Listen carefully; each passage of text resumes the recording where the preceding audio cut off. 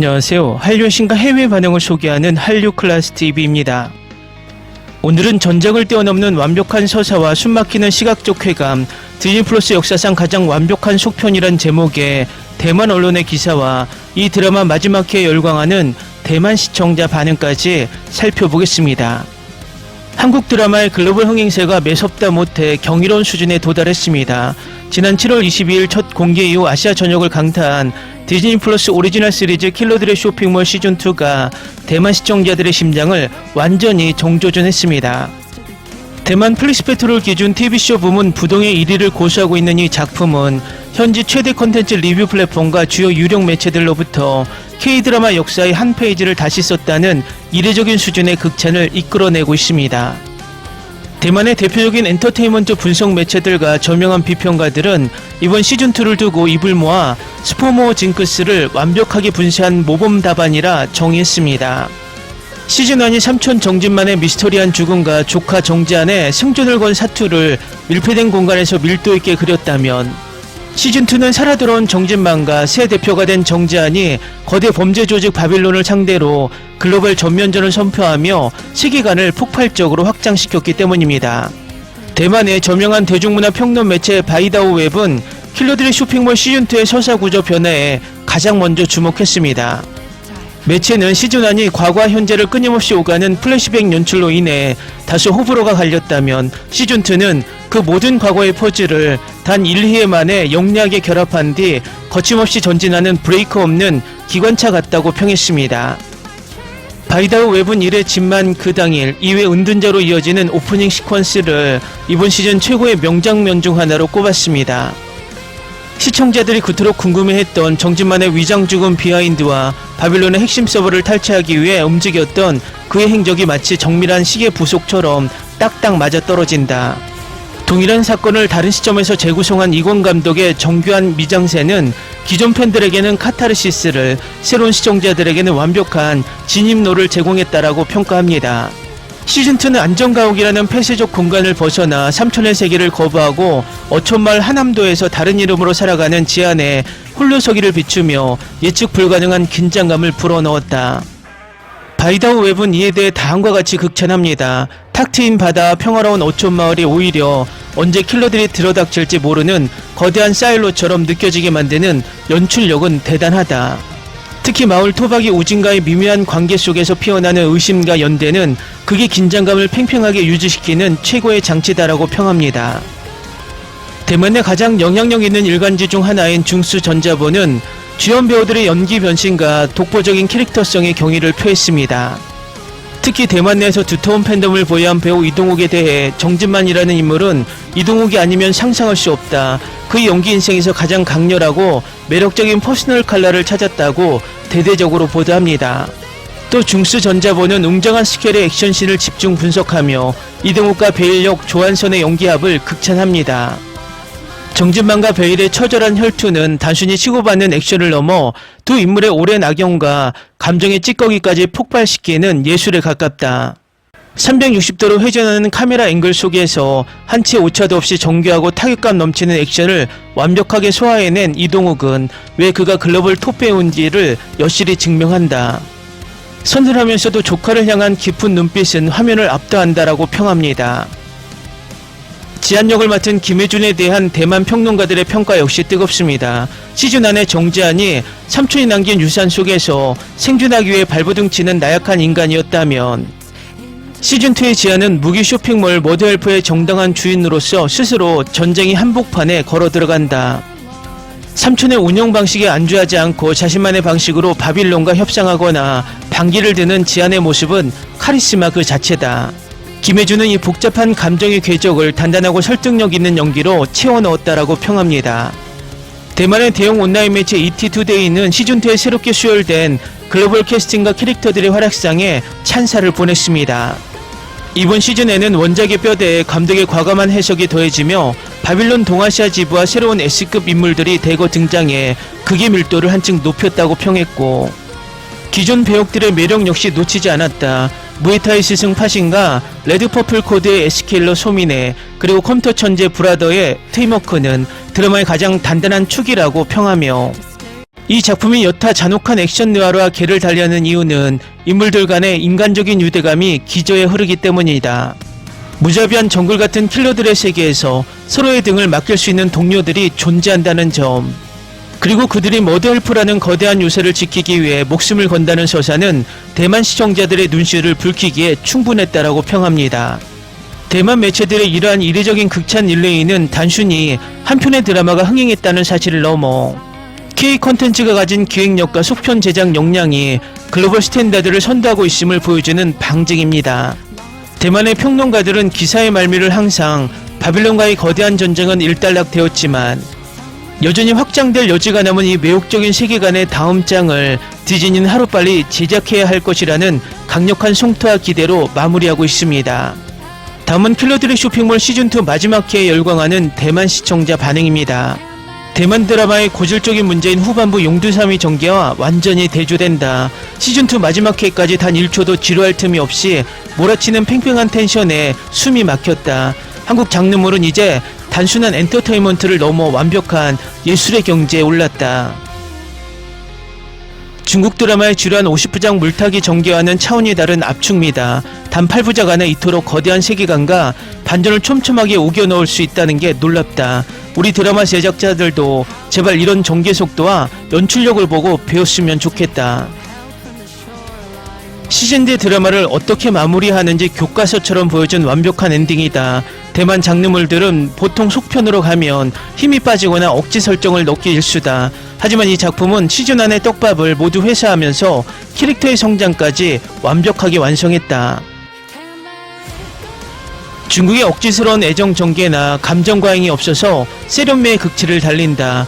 철저하게 생존과 비즈니스 그리고 삼촌과 조카의 유대감에만 집중한 서사가 깔끔하다. 불필요한 로맨스로 극의 흐름을 깨지 않는 담백함이 몰입도를 극대화했다. 각본의 정교함이 대만이나 중국의 전형적인 복수극들과는 비교 불가한 수준이다. 과거 현재를 오가는 플래시백의 타이밍이 기가 막히게 맞아떨어지며 전율을 선사한다. 작가가 시청자의 심리를 완전히 꿰뚫고 밀당을 하는 듯한 천재적인 구성을 보여줬다. 대만 장르물 특유의 저예산 티가 나는 어설픈 액션학과는 차원이 다르다. 마지막 세력 다툼에서 보여준 맨몸 액션과 총격전은 할리우드 블록버스터급이다. K 액션이 왜 글로벌 시장에서 독보적인 위치를 차지하고 있는지 증명한 회차였다. 중국 무협 드라마의 과도한 CG와 와이어 액션에 지쳤는데 이건 진짜 리얼 액션이다. 타격감이 화면을 뚫고 전해질 정도로 정교하고 날것의 느낌을 살린 연출이 경이롭다. 배우들이 이 장면을 위해 얼마나 처절하게 훈련했을지 피와 땀이 그대로 느껴진다. 화면의 색감과 미장센, 카메라 워킹이 대만 드라마에서는 절대 볼 수 없는 영상미다. 어두운 킬러들의 세계를 이토록 스타일리시하고 감각적인 비주얼로 구현해내다니 놀랍다.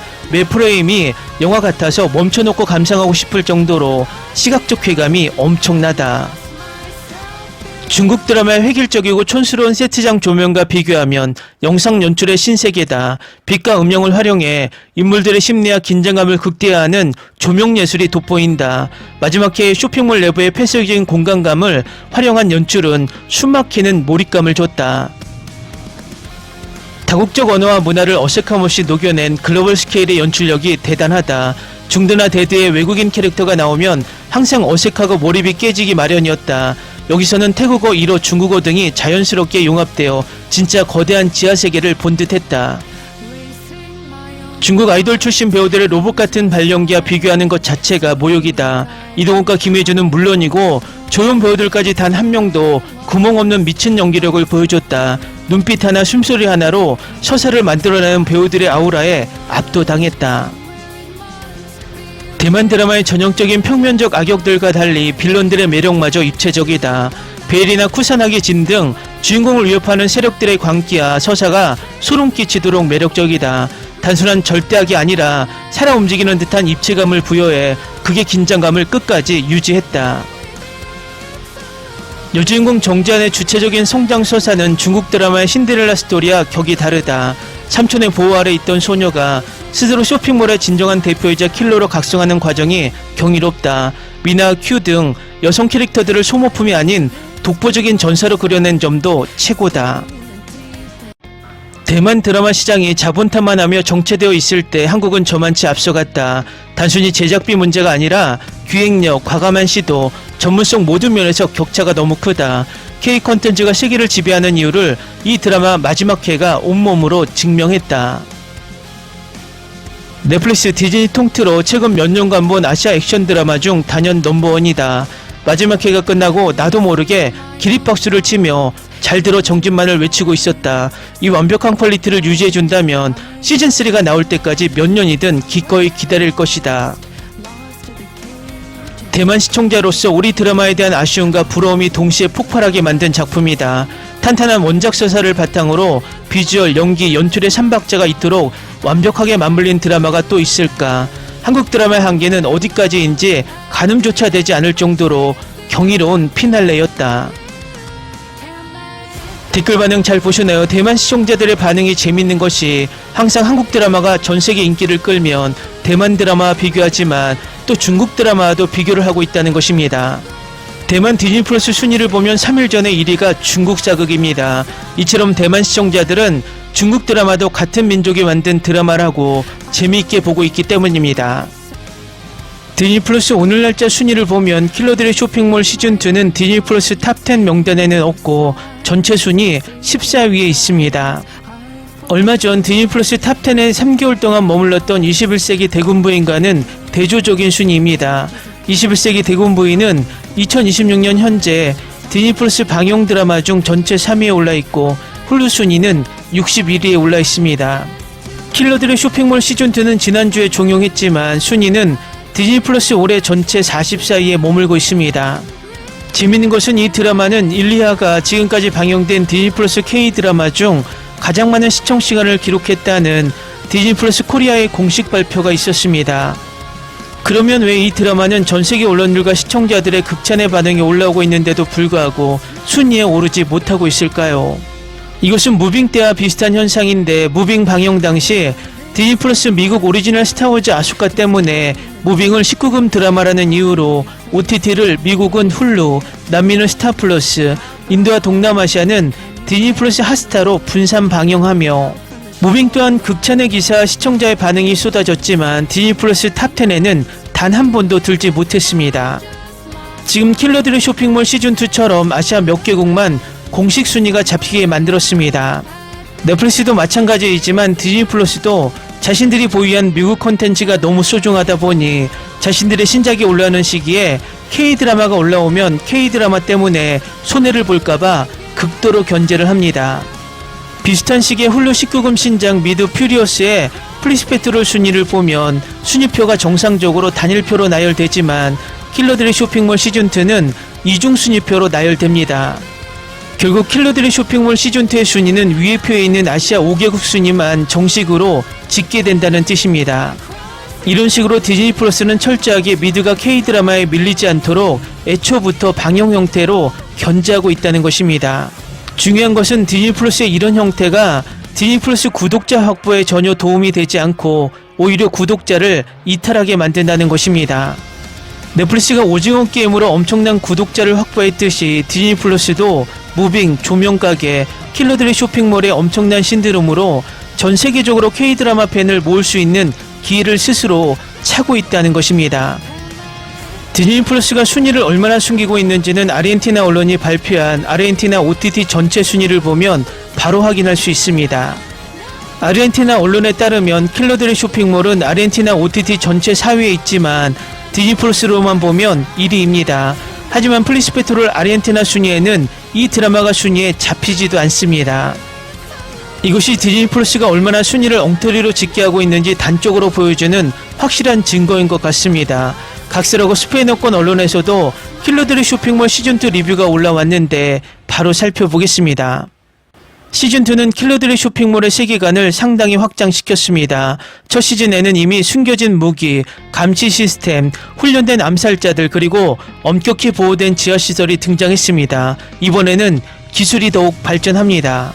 시즌2에는 로봇 장치, 드론, 현대 감시 장비, 원격 조정 무기 그리고 적을 찾거나 제거하기 위해 특별히 설계된 여러 장비가 포함되어 있습니다. 특정 순간에는 현대 전투 기술의 사용이 현대 전쟁에서 영감을 받은 듯한데 드론과 원격 조작 기계가 지상의 병사들만큼이나 위험할 수 있습니다. 이로 인해 시즌2는 더 크고 비싼 외관을 갖게 됩니다. 제작 퀄리티는 여전히 인상적입니다. 몇몇 장면에서는 CGI나 식약 효과가 눈에 띄지만 한국 TV 기준으로는 여전히 뛰어난 연출을 자랑합니다. 더 중요한 것은 이 기술이 신체적 액션을 완전히 대체하지 않는다는 점입니다. 이 시리즈는 맨손 격투, 총격전, 기관총, 검술 시퀀스, 폭발 그리고 정교하게 짜인 근접 전투를 선사합니다. 각 액션 유형마다 고유한 에너지가 있으며 카메라를 빠른 편집으로 모든 것을 숨기지 않고 시청자가 무슨 일이 일어나는지 이해할 수 있게 합니다.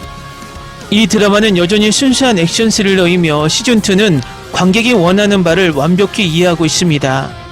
시즌2에서 가장 인상적인 점 중 하나는 회상 장면을 어떻게 활용했는지입니다. 이 장면들은 단순히 에피소드 길이를 늘리기 위해 포함된 것이 아닙니다. 이들은 시즌1의 사건들과 직접적으로 연결된 정보를 제공합니다. 두 번째 시즌에서는 과거에 일어난 일을 자주 보여주고 그 사건이 이전 시즌에서 큰 사건을 일으켰다는 점을 밝힙니다. 이러한 연결 덕분에 시리즈는 성공 후 무작위로 확장되기보다는 신중하게 계획된 느낌을 줍니다. 작가들이 이미 바빌론, 진만, 지안, 베일, 머더헬프 그리고 그들을 둘러싼 여러 암살자들을 중심으로 훨씬 더 큰 이야기를 만들어 놓은 듯 합니다.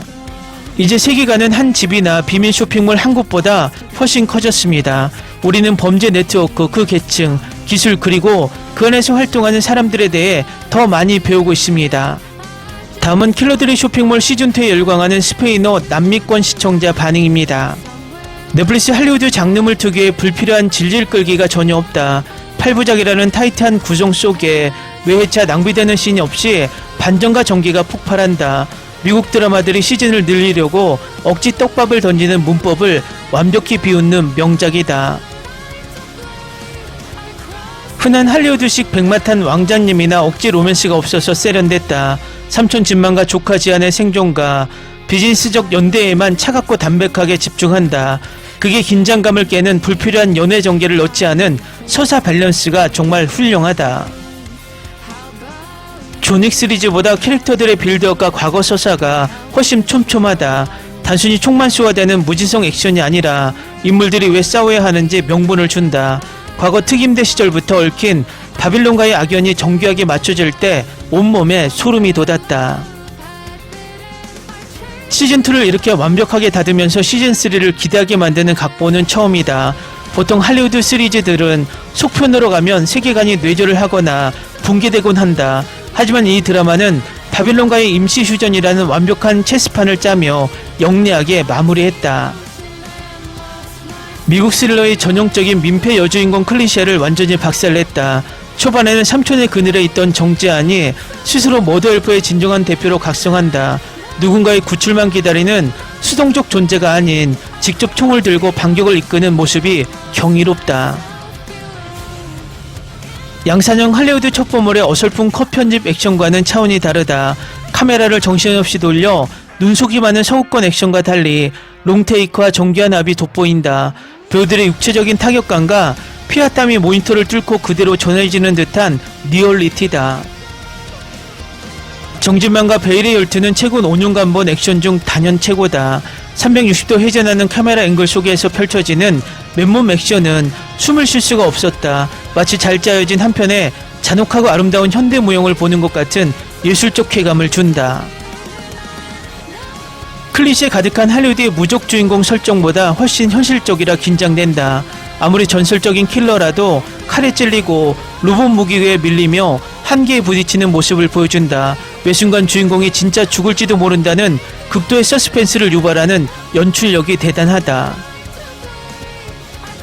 할리우드의 과도한 컴퓨터 그래픽에 피로감을 느꼈는데 이건 날 것 그 자체다. 진짜 폭발과 타격, 정교한 무기 메커니즘을 활용해 액션의 시각적 완성도를 끝까지 끌어올렸다. 밀리터리 덕후들이 환장할 만한 현실적인 총격전과 전술이 가득해 눈이 즐겁다. 쇼핑몰이라는 일상적 공간을 기괴한 전쟁터로 바꾼 비주얼 스케일이 압도적이다. 마치 거대한 비디오 게임의 최종 스테이지를 직관하는 듯한 몰입감을 선사한다. 미국 서부극이나 갱스터 무비가 주지 못했던 아시아 장르물 특유의 세련된 미장센이다. 이동욱의 묵직하고 태폐적인 느와르 카리스마는 할리우드에선 볼 수 없다. 정진만이라는 인물 그 자체가 되어 눈빛 하나, 담배 연기 하나로 서사를 완성한다. 나이가 들수록 깊어지는 아우라와 고난도 맨몸 액션을 소화하는 피지컬이 경이롭다. 주연들의 매력과 존재감이 주연 못지않아 미드처럼 소모되는 느낌이 없다. 미네, 파싱, 큐 등 다국적 킬러들의 개성이 뚜렷하고 각자의 독보적인 액션 시퀀스를 가진다. 그들의 희생과 연대감을 억지 심파가 아닌 덤덤하고 묵직하게 그려내 깊은 여운을 남긴다. 베일의 미친 광기는 할리우드 히어로물의 빌런들보다 훨씬 섬뜩하다. 단순한 절대악이나 말없는 악당이 아니라 정진만에게는 병적으로 집착하는 살인기의 표본이다.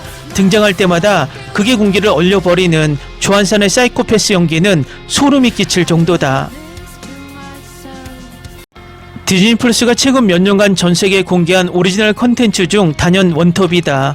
스타워즈나 마블 시리즈의 끝없이 하락세 속에서 오직 K-드라마만이 독보적인 가치를 증명하고 있다. 이 정도의 몰입감과 카타르시스를 주는 작품이라면 디즈니 구독료가 전혀 아깝지 않다. 이 명작을 아직 안 본 라틴 아메리카 시청자가 있다면 당장 시작하라고 전하고 싶다. 스페인어권의 흔한 범죄 카르텔 드라마에 진부한 클리셰에 지친 이들에게 완벽한 해독제다. 독창적인 킬러 세계관과 스타일리시함의 정점을 보여주는 아시아 최고의 마스터피스다. 마지막 에피소드가 끝나고 나도 모르게 TV 앞에서 기립박수를 치고 있었다. 숨막히는 긴장감 뒤에 찾아오는 카타르시스가 깊은 여운은 할리우드 영화에서도 느끼기 힘들다. 내 인생 최고의 액션 드라마다. 댓글 반응 잘 보셨나요? 이 드라마를 스페인어권 시청자들이 할리우드 드라마와 비교하는 이유는 그동안 스페인어권이 할리우드 드라마 영화에 빠져 있었기 때문입니다. 결과적으로 위에서 지적했듯 넷플릭스가 순위 집계 방식을 꼼수로 해서 미드를 1위로 미는 것과 디즈니 플러스가 방영 형태를 여러 OTT로 나누어 K-드라마를 순위에 잡히지 않게 하는 것은 스페인어권 반응처럼 이미 K-드라마가 할리우드 드라마들과 비교되며 그동안 미드가 차지했던 파일을 K-드라마가 야금야금 빼앗기 때문에 견제할 수밖에 없다는 분석이 나옵니다. 이번에 BTS 그래미 보이콧과 맞물려 한류가 계속 확장되면서 미국이 물리적으로 한류의 확장을 견제하는 것으로 보입니다. 특히 전세계 컨텐츠 시장이 거대한 소비축이자 냉정한 비평가 집단이 포진한 인도 미디어에서의 반응은 가히 폭발적입니다. 인도 최대 유력 영자 일간지 인디아 투데이와 유력 종합매체 힌두스탄 타임즈는 연일 장문의 분석 기사와 전면 리뷰를 쏟아내며 킬러들의 쇼핑몰 시즌2를 극찬하고 있습니다. 인도 언론들은 단순히 액션이 화려하다는 1차원적 감상을 넘어 장르 문학의 혁신을 선언했다 기술하며 수억 달러를 쏟아부어도 타성에 젖어 무너지고 있는 할리우드 첩보 액션 프랜차이즈가 한국의 영리한 연출력과 서사 구조 앞에서 완전히 무릎을 꿇었다. 발리우드와 할리우드의 거대 문법에 익숙한 인도 평론가들이 이토록 한국의 8부작 드라마에 열광하는 이유는 무엇일까요? 현지 주요 언론의 심층 보도와 평론을 바탕으로 킬러들의 쇼핑몰 시즌2가 성취한 영상미학적 서사적 성과를 철저히 해부합니다. 인도투데이 수석문화평론가 바부나 아가르왈은 시즌2의 포문을 여는 첫 에피소드를 본 후 이동욱은 정진만이라는 인물을 스크린에 구현하기 위해 구태여 화려한 복귀식이나 요란한 미사여구를 동원하지 않는다.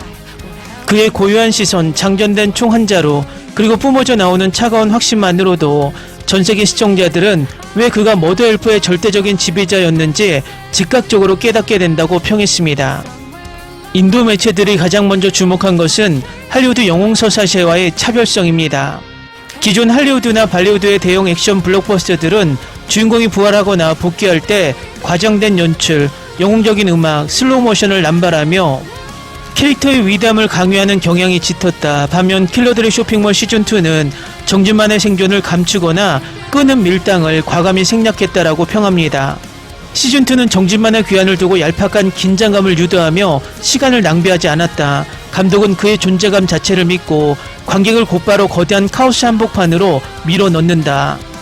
이러한 서사적 자신감은 최근 그 어떤 소극권 드라마에서도 찾아볼 수 없었던 극도의 쾌감을 준다고 현지 언론은 극찬합니다. 죽음의 문턱에서 돌아온 인물이 겪는 인간적인 고뇌와 냉철한 전술가들의 면모를 정교하게 융합한 이동욱의 연기는 할리우드가 최근 보여준 단순 가공된 슈퍼히어로 캐릭터들을 완벽하게 압도했다고 분석합니다. 킬러들의 쇼핑몰 시즌2가 거둔 성과는 단순히 하나의 한국 드라마가 흥행했다는 사실을 넘어섰습니다. 수조원의 자본을 가지고도 진부한 공식과 교조적인 메시지에 갇혀 관객들을 실망하게 하던 할리우드 스튜디오들에게 진정한 장르물이란 어떻게 만들어야 하는가를 정면으로 교습해준 일침이기 때문입니다. 촘촘하게 설계된 원작 소설의 뼈대 위에 캐릭터의 숨을 불어넣는 이동욱, 김혜준의 명령기, 그리고 전술적 카타르시스를 극대화한 연출력까지 3박자가 완벽하게 맞아떨어진 본작은 명실상부한 2026년 최고의 마스터피스로 역사에 남을 것입니다. 인도를 비롯한 전 세계가 머드엘프의 문이 다시 열릴 그날을 간절히 기다리고 있습니다. 다음은 킬러들의 쇼핑몰 시즌2에 열광하는 인도 시청자 반응입니다.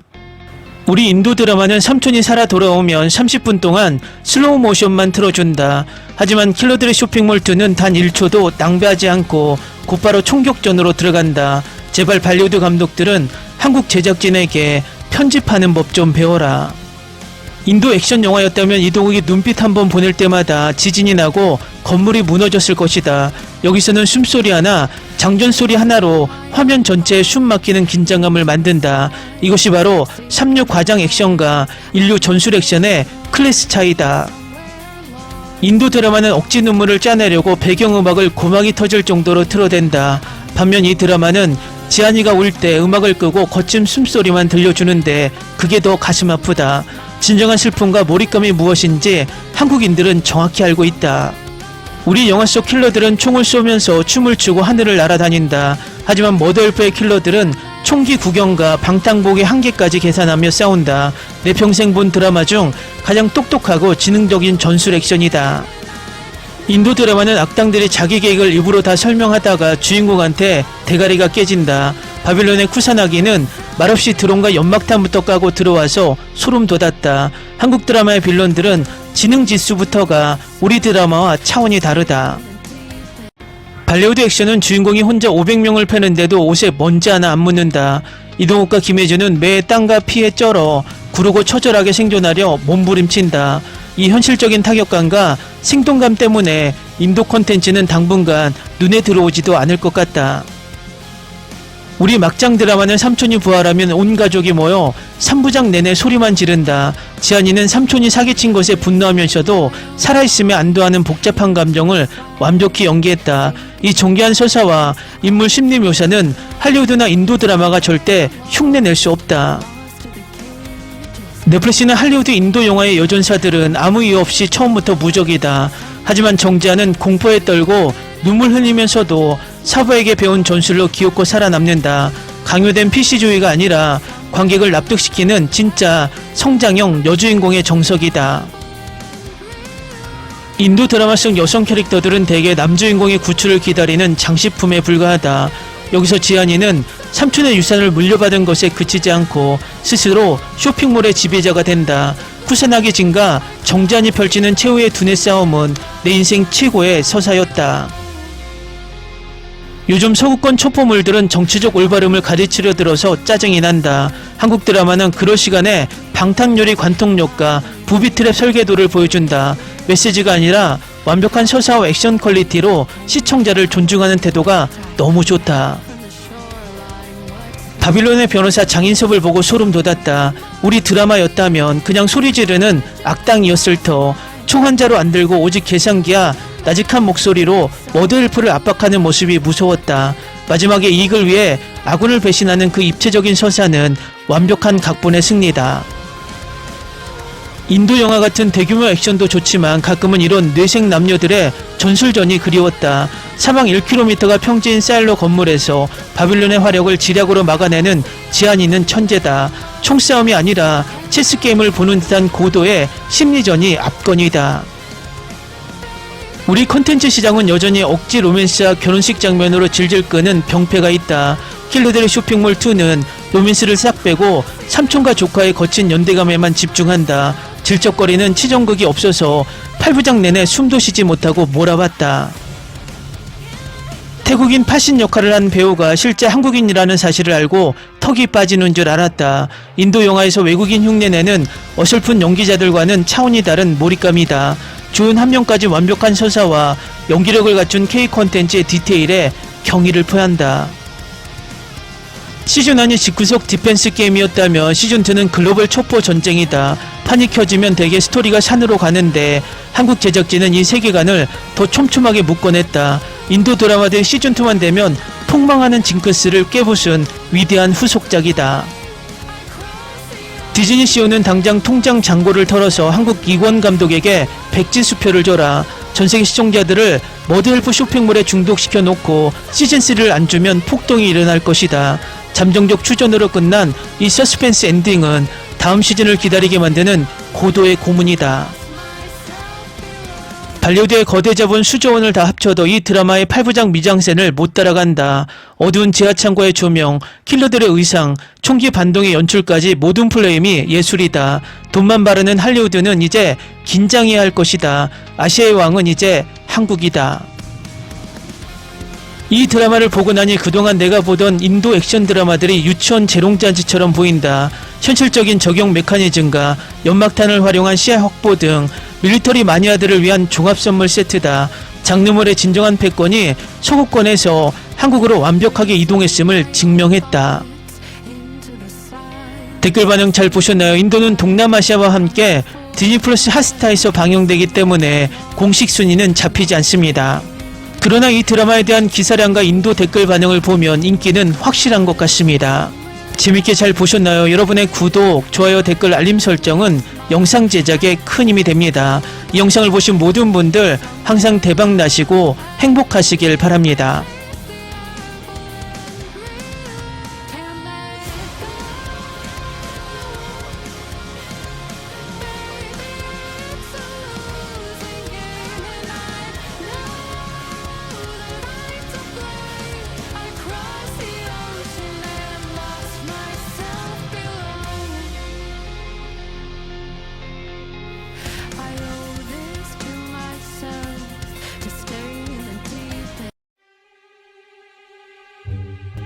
Ni se te ocurra.